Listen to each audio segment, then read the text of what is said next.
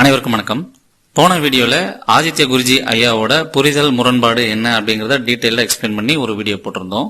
அந்த வீடியோவுக்கு நிறைய கமெண்ட்ஸ், பேட் கமெண்ட்ஸ், சில பாசிட்டிவ் கமெண்ட்ஸும் வந்தது. அதுல நம்ம என்ன சொல்லியிருந்தோம் அப்படின்னா, ஒரு பாவத்துவம் மிகுந்த ஜாதகர் அல்லது பாதிக்கப்பட்ட கிரக நிலைகளை கொண்ட ஜாதகர் அவரோட வாழ்க்கையையும் சிறப்பா அணுகணும், அவரும் ஓரளவு நல்ல வாழ்க்கையை வாழணும் அப்படிங்கிறதுக்கு நம்மளால முடிஞ்ச நடைமுறையில சொல்லப்பட வேண்டிய வழிகாட்டுதல்களை வழங்குங்க அப்படின்னு நான் சொல்லியிருந்தேன். ஆனா அதுல முக்கியமா ஒரு கொஸ்டின் கேட்டிருந்தாங்க. அது என்ன வழிமுறை, அது எப்படி சொல்றது, நீங்க சொல்லுங்க, நீங்க சொல்றது எங்களுக்கு புரியல, நீங்க முன்வைங்க அப்படிங்கிற மாதிரி ஒரு கொஸ்டினை கேட்டிருந்தாங்க. இந்த வீடியோல அதுக்கான டீடைல்டான விளக்கத்தை பார்ப்போம். சோ இந்த வீடியோவை முழுசா பாருங்க. அதுக்கு முன்னாடி நம்ம போட்ட, இப்போ கடைசியா போட்டிருப்பேன், ஆதித்ய குருஜி ஐயாவோட புரிதல் முரண் அப்படின்னு ஒரு வீடியோ போட்டிருப்பேன். லிங்க் கூட டிஸ்கிரிப்ஷன்ல தரேன். அந்த வீடியோவை முழுசா பார்த்துட்டு வாங்க. ஏன்னா இதனோட அடிப்படை முழுக்க அதுல தான் எக்ஸ்பிளைன் பண்ணிருப்பேன். சோ அதை பார்த்துட்டு இந்த வீடியோவை கண்டினியூ பண்ணுங்க. அப்பதான் நல்லா தெளிவா புரியும். இல்லைன்னா பாதியில வந்து கதை கேட்கிற மாதிரியும் இருக்கும். சோ அதனால சொல்றேன்.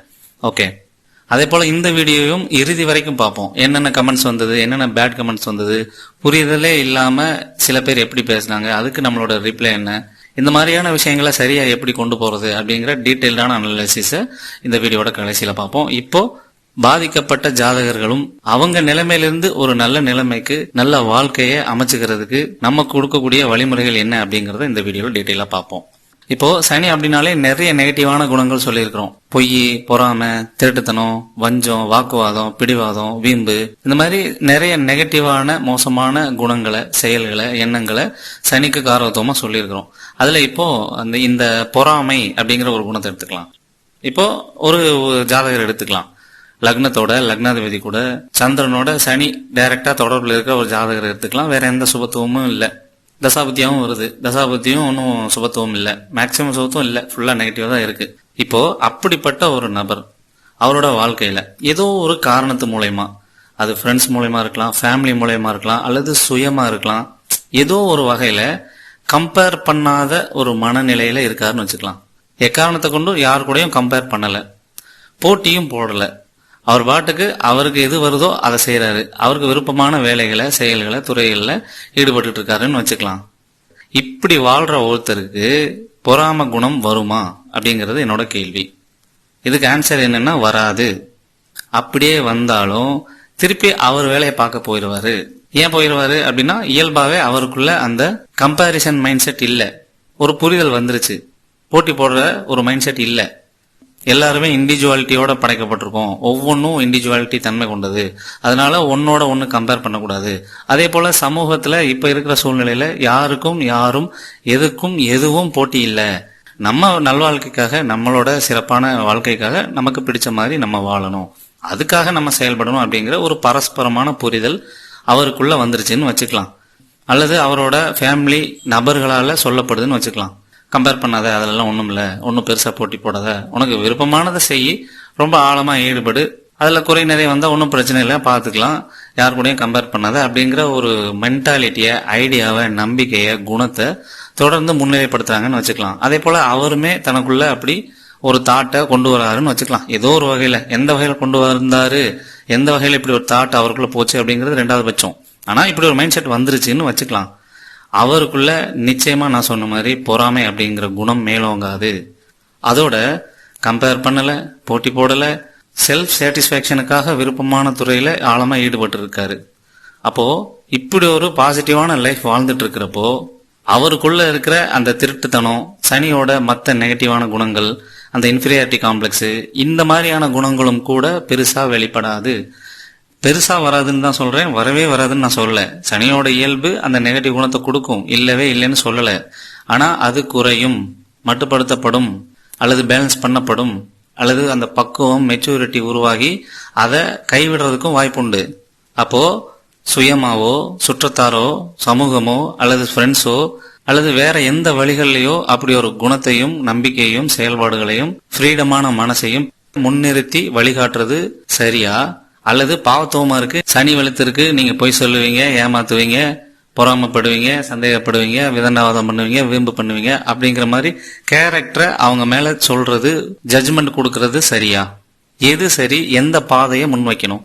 நான் சொல்ல வர்றது சரியான குணத்தை, நம்பிக்கைய, எண்ணங்களை உள்ள கொடுக்கும்போது சனியோட நெகட்டிவிட்டி குறையும். வேணா செக் பண்ணி பாருங்க. இது கொஞ்சம் சுபத்துவம், குருவோட பார்வையோ சுக்கிரனோட பார்வையோ வளர்பிறை சந்திரனோட பார்வையோ சேர்க்கையோ இருக்கும்போது தானா வரும். அவங்களாவே கம்பேர் பண்ண வேணாம், போட்டி போட வேணாம், நமக்கு பிடிச்ச செய்வோம் அப்படிங்கறது தானா வரும். இதுவே பாவத்துவமான ஜாதகர்களுக்கு அந்த சூழ்நிலையை உருவாக்கி கொடுக்கணும், அல்லது கைட் பண்ணணும், அல்லது அவரே சுயமா கத்துக்கிட்டாலும் சரி, ஏதோ ஒரு வழியில சரியா மாறுறதுக்கான ஆப்ஷனை பயன்படுத்தணும். அப்படி பயன்படுத்தி சரியா மாறுறதுக்கு முயற்சி பண்றது கரெக்டா?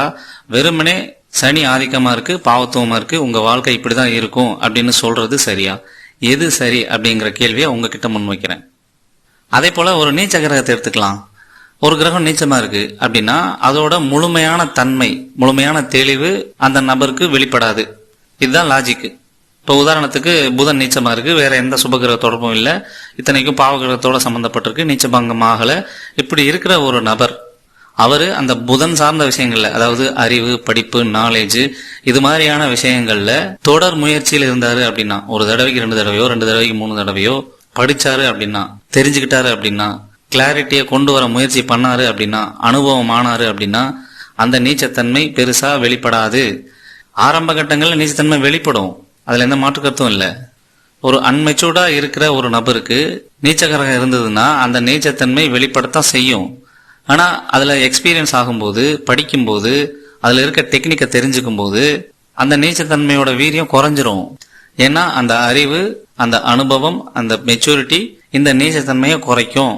ஸோ நீச்சகிரகம் சார்ந்த விஷயங்களுக்கு நம்மளை தொடர்ந்து தயார்படுத்திக்கிறது மூலயமா நீச்சத்தன்மையை குறைக்க முடியும். சார், நீச்சத்துக்கேற்ற பலனே நடக்கட்டும் சார், அதுல எந்த மாற்று கருத்தும் இல்லை. ஆனா அதுல இருந்து ஒரு படி மேலே போறதுக்கு வாய்ப்பு இருக்கா இல்லையா? சரியான முயற்சி பண்ணும்போது, நிறைய அனுபவங்களை பார்க்கும்போது, படிக்கும்போது அந்த நீச்சத்திலிருந்து ஒரு படியாவது மேலே போகிறதுக்கு வாய்ப்பு இருக்கா இல்லையா? அதை ஏன் நீங்க முன்வைக்க மாட்டேங்கிறீங்க அப்படிங்கறதா என்னோட கேள்வி. அதே போலதான் இப்போ செவ்வாய் சனி சேர்க்கை பார்வை இருக்கு.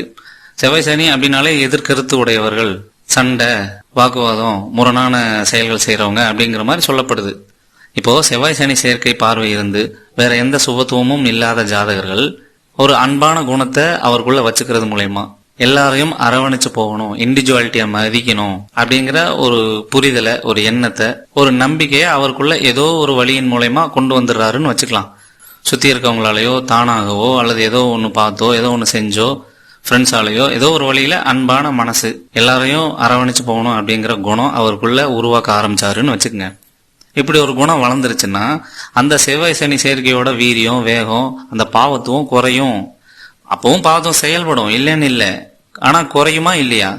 நிச்சயம் குறையும் சார், அதுல எந்த மாற்றமும் இல்லை. அந்த செவ்வாயோட வேகத்தினால, நெகட்டிவ்னால சண்டை வரும். கூட இருக்கவங்களை திட்டுவோம், அடிப்போம், சில நெகட்டிவ் விஷயங்களை துணிஞ்சு செய்ய தோணும். ஆனா அதுக்கப்புறம் இந்த அன்பான குணம் இருந்ததுன்னா, ஐயோ இது வேணாமே, செஞ்சிருக்க வேணாமே அப்படின்னு விட்டு கொடுத்துருவோம்.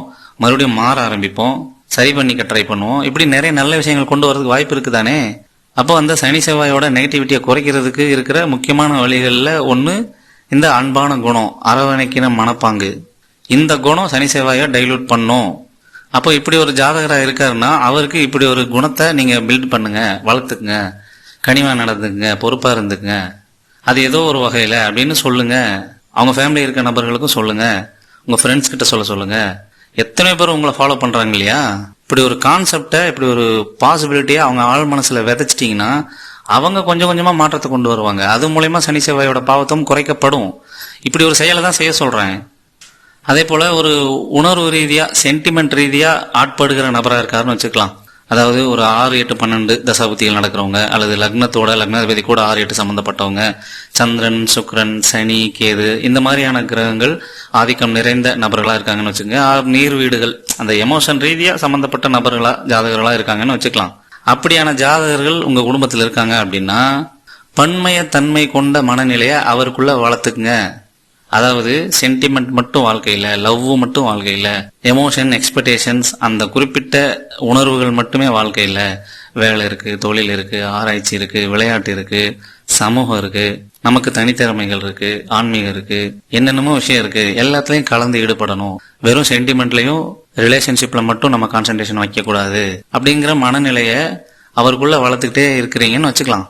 அவரும் அதுபடியே படிக்கிறாரு, ஒர்க்குக்கு போடுறாரு, அதே மாதிரி பிடிச்ச ஏதோ ஒன்று உருவாக்குறாரு, அப்புறம் ஃப்ரெண்ட்ஸோட வெளியே போறாரு, அப்புறம் சமூகத்தை பத்தி ஏதோ கருத்து சொல்றாரு, ஒரு அரசியல் கூட்டமைப்பில் இருக்காரு, அப்புறம் சின்னதா ஒரு பிசினஸ் பண்றாரு, ஒரு சேல்ஸ் பண்றாரு. இப்படி பரந்துபட்ட பன்மையத்தன்மையோட ஒரு வாழ்க்கையை வாழ்றாருன்னு வச்சுக்கலாம்.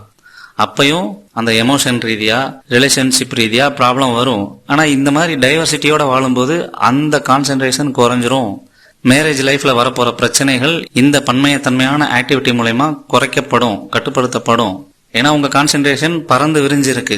வெறுமனே ஒரு நபர்கிட்ட இருக்கிற அந்த ரிலேஷன்ஷிப்ல மட்டுமே உங்க கான்சென்ட்ரேஷன் இல்ல, டைவர்சிட்டியா இருக்கு.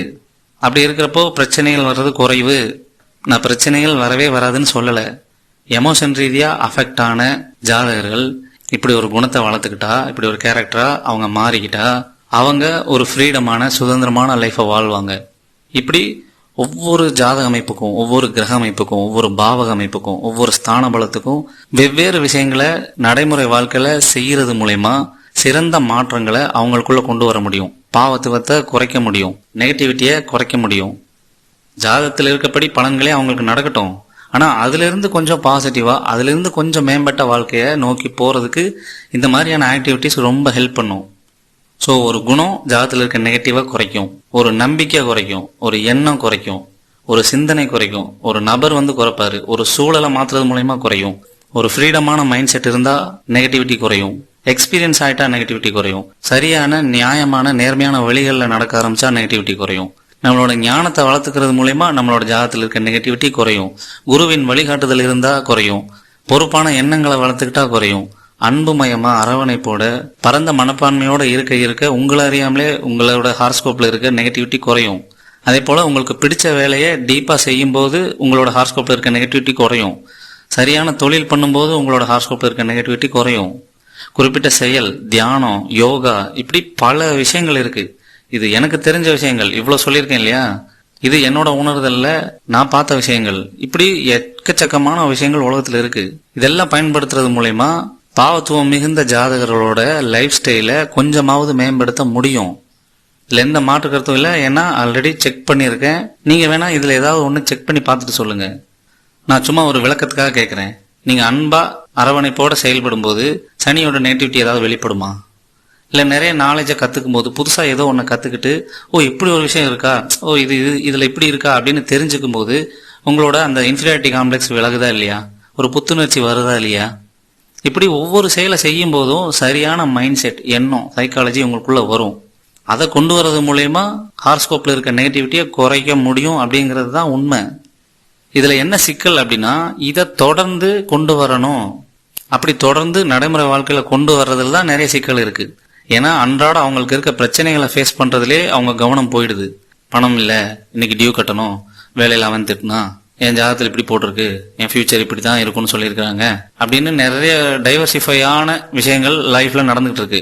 ஸோ இண்டிவிஜுவலா நடைமுறை வாழ்க்கையில நம்ம ஃபேஸ் பண்ற சுச்சுவேஷன்னாலையும் இப்படி ஒரு லைஃப் ஸ்டைலை தொடர்ந்து கடைபிடிக்க முடியல. இது ஒண்ணு. அப்புறம் சுத்தி இருக்கிற சமூகமும் நபர்களும் எல்லாமே தனி மனித கர்மாவை கூட்டுற மாதிரியான ஒரு லைஃப் ஸ்டைல தான் அமைச்சு வச்சிருக்கோம். எங்க பார்த்தாலும் போட்டி, எங்க பார்த்தாலும் வெற்றியை மட்டும்தான் கொண்டாடுறது, எங்க பார்த்தாலும் ஹீரோயிசம், எப்ப பார்த்தாலும் பேர் புகழுக்காக இயங்குறது, ஏதாவது ஒண்ணு மட்டும்தான் கரெக்ட், ஒரு நபர் மட்டும்தான் கரெக்ட், இயற்கையெல்லாம் எந்த அளவு அழிஞ்சாலும் பிரச்சனையே கிடையாது, சர்வைவல் ஆஃப் த ஃபிட்டஸ்ட் தான் கரெக்ட், ஃப்ரீடம்ன்ற பேர்ல கட்டுப்பாடு இல்லாம பொறுப்பு இல்லாம சுத்துறது. இப்படி சமூகத்தை தனி மனித கர்மாவை கூட்டுற மாதிரியே உருவாக்கி வச்சாச்சு. எல்லாருக்கும் இதுல பங்குண்டு. ஸோ அப்படிப்பட்ட சமூகத்துல வாழ்ந்துகிட்டு நம்ம மனசும் அதுக்கு ஆட்பட்டுக்கிட்டு இப்ப நம்ம சொன்ன சரியான வாழ்க்கை முறையை கண்டினியூ பண்றதுல நிறைய தடுமாற்றம் ஏற்படுது. நான் என்னோட வீடியோக்கள்ல தனிப்பட்ட முறையில சொல்லிக்கிட்டு வர்றேன். இப்ப இருக்கிற சமூகத்தின் போக்கு தனி மனிதனுடைய கர்மாவை, நெகட்டிவிட்டிய, பாவத்துவத்தை கூட்டுற மாதிரி தான் அமைஞ்சிருக்கு. நம்மள அறியாமலே அதுக்கு நம்ம ஆட்பட்டுக்கிட்டு இருக்கோம். அப்படி போகக்கூடாது. இப்ப நான் சொல்ற எல்லா சொல்யூஷனும், எல்லா தீர்வுகளுமே முன்னோர்கள், நம்ம பெரியவங்க முன்னாடி சொன்ன விஷயம்தான்.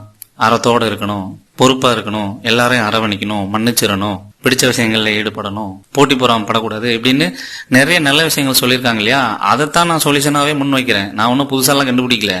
ஆனா இந்த கிரகத்துக்கு இந்த குணம், இந்த செயல், இப்படி ஒரு நம்பிக்கை, இப்படி ஒரு சைக்காலஜி இப்படி ஒர்க் ஆகுது அப்படிங்கிற எக்ஸ்பிளனேஷனை தான் கொடுக்குறேன், கோரிலேட் பண்றேன். 6ஆம் இடம் சம்பந்தப்பட்டா பெருசா ஈகோவை காட்டக்கூடாது, இறங்கி போகணும். 8ஆம் இடம் சம்பந்தப்பட்டா பேராசைப்படக்கூடாது. பாதகாதிபதி சம்பந்தப்பட்டா பொறுப்பா இருக்கணும். இப்படி 6, 8, 12க்கு நீச்சத்துக்கு, வக்ரத்துக்கு, அஸ்தங்கத்துக்கு, சனி செவ்வாய் சேர்க்கை, செவ்வாய் ராகு, செவ்வாய் கேது, சனி ராகு, அஷ்டமாதிபதி, கேந்திராதிபதி தோஷம், என்னென்ன ஜாதகத்தில் அமைப்பு இருக்கோ எல்லாத்துக்கும் ஒரு எண்ணம் சொல்யூஷனா இருக்கும், ஒரு செயல் சொல்யூஷனா இருக்கும், ஒரு வேலை தொழில் சொல்யூஷனா இருக்கும். ஏதோ ஒரு ஆக்டிவிட்டி நடைமுறையில நம்மளோட ஜாதகத்துல இருக்க நெகட்டிவிட்டிக்கு ஒரு சொல்யூஷனா தரும். அது என்னன்னு தேடுங்க, அது என்னன்னு பாருங்க.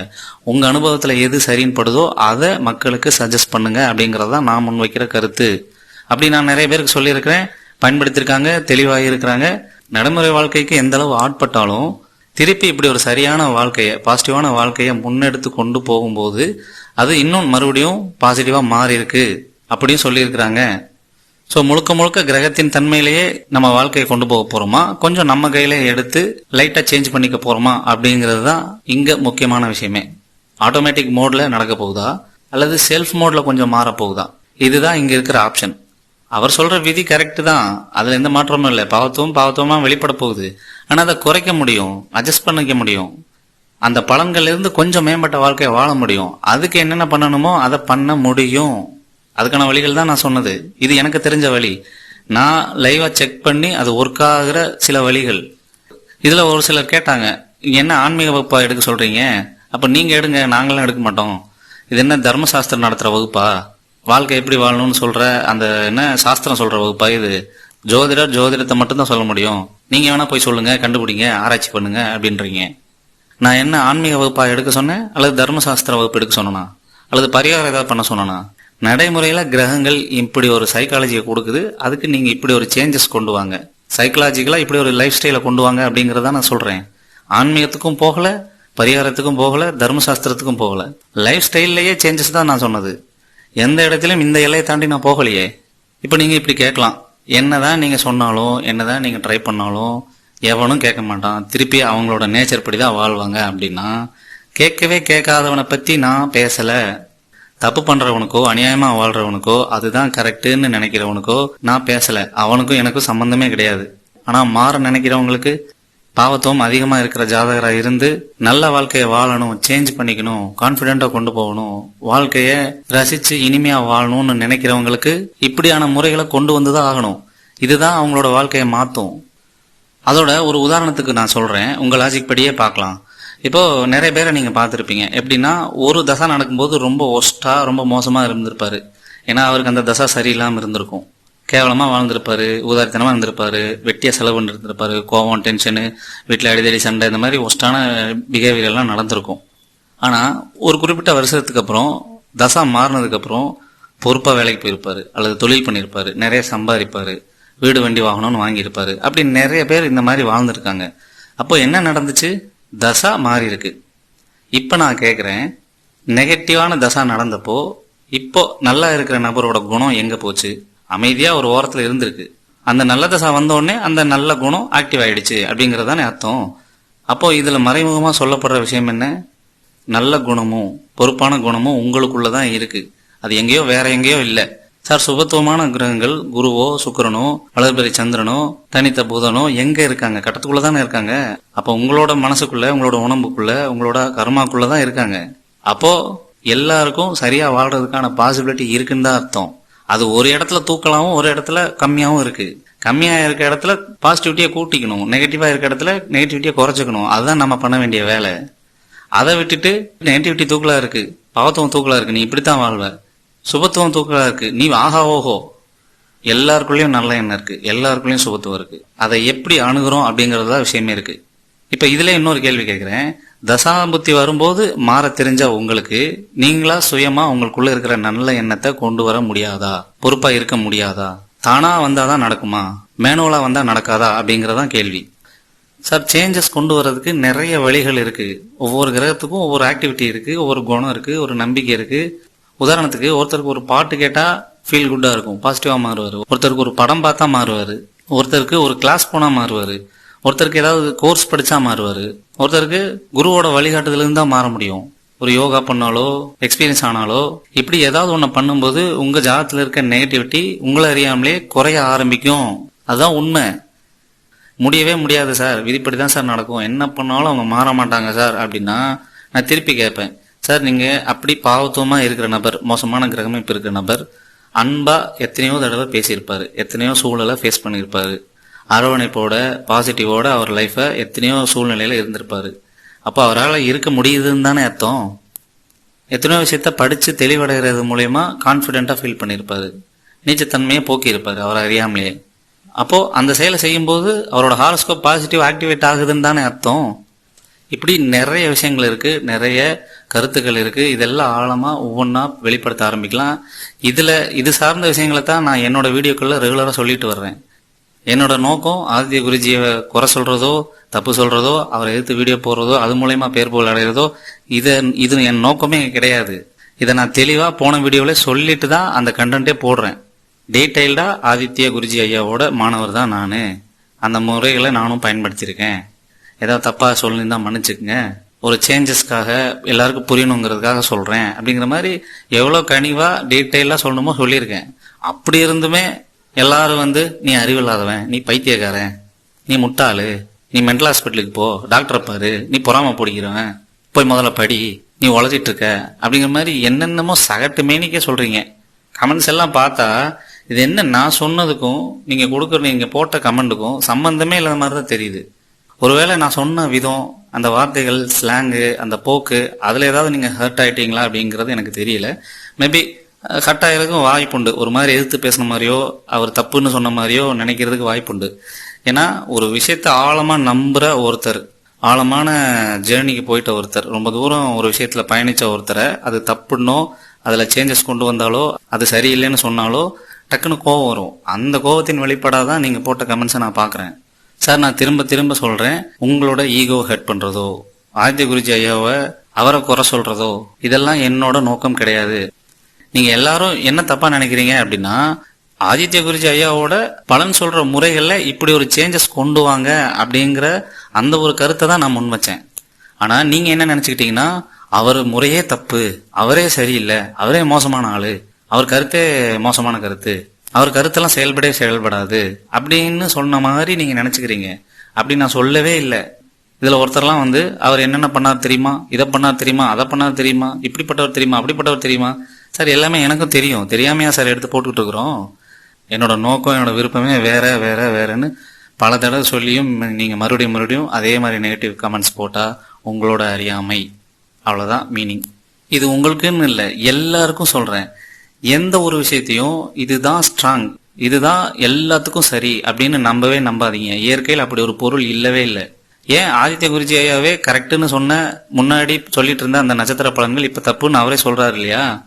அப்போ எந்த ஒரு கருத்துக்கோ, ஒரு சப்ஜெக்டுக்கோ, ஒரு விஷயத்துக்கோ, அரசியலுக்கோ, சமூகத்துக்கோ எந்த ஒரு விஷயம் எடுத்தாலும் சரி, அதுக்கு பல டைமென்ஷன் இருக்கும், பல மாறுபாடுகள் வரும், பல சேஞ்சஸ் வரும், பல இன்புட் வரும்.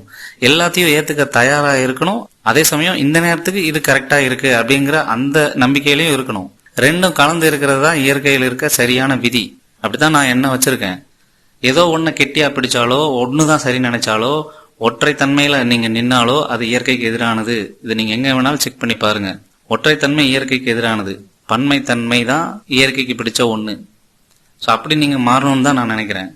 நான் திரும்ப திரும்ப சொல்றது ஒரே விஷயம்தான். நீங்க லைவ்ல அந்த மாதிரி பேசுறது இல்ல, ஆனா கண்டென்ட் வீடியோல மேக்சிமம் பாவத்துவத்தை அழுத்தி சொல்றீங்க. அதே போல இது இப்படித்தான் நடக்கும்னு ஸ்ட்ராங்கா சொல்றீங்க. அப்படி ஒண்ணு இல்லவே இல்லை, மாற்றத்துக்குரியது, அல்லது நீங்க சொன்ன பலன்களை கொஞ்சமாவது சேஞ்ச் பண்ணிக்க முடியும், பாசிட்டிவா கொண்டு வர முடியும் அப்படிங்கறது தான் ரியாலிட்டி. எல்லாமே விதி கிடையாது சார். அதை ஏன் இவ்வளவு ஸ்ட்ராங்கா பிடிச்சி தொங்கிக்கிட்டு கொஞ்சம் சரியில்லாத ஜாதகம் இருக்கிற நபர்களுக்கு கில்ட்டினஸ் உருவாக்கிட்டே இருக்கீங்க அப்படிங்கறதான் என்னோட கன்சர்ன். ஃபியூச்சர்ல இப்படி ஒரு மாற்றத்தை ஆதித்ய குருஜி ஐயா நீங்களும் மாத்த தான் போறீங்க. ஐயோ, நம்ம இப்படி பண்ணிருக்கோமே, இந்த மாதிரி சொல்லிருக்கலாமே, இந்த மாதிரி கைட் பண்ணிருக்கலாமே, பாவத்துவம் நிறைந்த ஜாதகர்களும் நல்லா வாழ்ந்திருக்கலாமே, நல்லா கொண்டு போயிருக்கலாமே, பாவத்துவத்துல மேம்பட்ட வாழ்க்கையா வாழ்ந்திருக்கலாமே அப்படிங்கிற கில்ட்டினஸ் உங்களுக்கு வரப்போகுது. இதை நான் உங்களுக்கான அலர்ட்டா சொல்றேன். ஐயா, நீங்க லைவ்ல எல்லாம் நல்லா தான் பேசுறீங்க ஐயா, நல்லா இருப்பீங்க, பாசிட்டிவா இருப்பீங்க, நீங்க டைரக்டா யாரையும் நீங்க நாசமா போ அப்படின்னு சொல்றது இல்ல. ஆனா உங்க கருத்து என்ன? அதாவது நீங்க அப்ரோச்ல கரெக்டா இருக்கீங்க, ஆனா கருத்தா தவறா இருக்கே. தவறா இல்ல, மாத்தி இருக்கே. உங்க அப்ரோச் பக்கா, உங்க நல்ல எண்ணம், நோக்கம், மாணவர்களுக்கு சொல்லி தரது, நீங்க பண்ற நல்ல விஷயங்கள், இது எல்லாமே பக்கா. அதுக்கு நான் தலை வணங்குறேன். அதெல்லாம் சரியான விஷயங்கள். அப்படித்தான் ஒரு ஜோதிடர் இருக்கணும். அது ரைட்டு, அது ரெண்டாவது பட்சம். ஆனா கருத்தியல் ரீதியாவே இப்படி ஒரு கான்செப்ட் இருக்கே, பாவத்துவமும் பாதிக்கப்பட்ட ஜாதகர்களும் நல்லா வாழ்றதுக்கான அட்வைஸ, லைஃப் ஸ்டைல, கிரக சைக்காலஜிய, வழிமுறைகளை தாராளமா சொல்ல முடியும். இல்ல இதெல்லாம் நான் சொல்ல மாட்டோம், ஏன்னா உங்க மாணவர்கள் நிறைய பேர் அப்படிதான் சொல்றாங்க, அதெல்லாம் நாங்க சொல்ல மாட்டோம், அதெல்லாம் எங்க வேலை கிடையாது. ஜோதிடர்னா இருக்கிறத சொல்றது, இது மற்றதுக்கெல்லாம் எனக்கு பொறுப்பே இல்லைன்னு சொன்னா அது அர்த்தமே இல்லாத பொறுப்பை தட்டி கழிக்கிற மாதிரி இருக்கு. இப்போ ஜாதகத்தை வச்சு என்னென்ன விஷயங்களை எல்லாம் சொல்றோம், வீடு, வண்டி, வாகனம், தொழில், அப்ராடு, மேரேஜ் லைஃப், எதுலயோ ரொம்ப சீக்கிரட்டான விஷயங்களையோ கூட உங்களால சொல்ல முடியுது. அப்போ சரியா வாழ்றதுக்கான வழிமுறையை மட்டும் சொல்லணும்னா அது என்ன தப்பு? அது மட்டும் தனி ஆன்மீகம் உபதேசம்னு ஆயிருமா? அதுவும் சைக்காலஜி தானே சார், பிளான்ட் சைக்காலஜி தானே. அது என்ன வேற ஒரு டிபார்ட்மெண்டா? சேம் டிபார்ட்மெண்ட்ல கொஞ்சம் சேஞ்ச் பண்ணுங்கன்னு சொல்றேன். இதுல என்ன தப்பு இருக்குன்னு எனக்கு புரியவே இல்லை சார். எல்லா உயிரும் முடிஞ்ச அளவு சந்தோஷமா வாழ்றதுக்கு தான் பிறந்திருக்கு. நெகட்டிவ் கூட கூடாது அப்படிங்கிறது இயற்கையோட விதி. அதன் அடிப்படையில் நம்ம வாழணும். ஜோதிடத்தின் மூலயமா நல்ல மாற்றங்களை, நல்ல மனிதர்களை, நல்ல பண்புகளை வளர்க்க ஆரம்பிக்கணும். நீங்க கொள்கை ரீதியா, கருத்தியல் ரீதியா பாவத்துவம் மிகுந்த நபர்கள் சரியில்லாம ஒரு பாவத்துவமா தான் வாழ்வாங்கன்னு சொல்லிட்டு விலகிட்டா எப்படி நல்ல சமூகம் உருவாகும்? ஜோதிடத்தின் ரீதியா நல்ல சமூகம் உருவாகிறதுக்கு உங்க கொள்கை முரணா இருக்கு அப்படிங்கிறது தான் என்னோட கன்சர்ன். யார் யாரு எந்த தொழில் பண்றாங்களோ அந்தந்த தொழில்ல சரியான விஷயங்களை, நியாயமான விஷயங்களை முன்வைக்கிறது மூலயமா சமூக மாற்றம் அடையும். நம்ம ஜோதிட தொழில் இருக்கிறோம், அப்ப இந்த தொழில் மூலயமா நியாயமான சமூகத்தை நமக்கு வர்றவங்க கிட்ட நம்ம வெளிப்படுத்தணும். இல்ல நான் அதெல்லாம் பண்ண மாட்டேன், கணிப்பு மட்டும்தான் சொல்லுவேன்னா நீங்க பொறுப்பை உதறீங்க. இந்த மகாபாரதத்துல ஒரு கெட்ட விஷயம் நடக்கிறப்ப வேடிக்கை பார்த்தாங்க இல்லையா, அந்த மாதிரிதான் கணக்காகி போச்சு. இந்த துரோணரோ, பீஷ்மரோ, அந்த கர்ணனோ அவங்களுக்கான தர்மத்தை மட்டும் கடைபிடிச்சுக்கிட்டு வேடிக்கை பார்த்த மாதிரிதான் ஆயிடுச்சு. அப்படிதான் நான் நினைக்கிறேன், அப்படிதான் நான் புரிஞ்சுக்கிறேன். நீங்க பண்றது அதே தான்.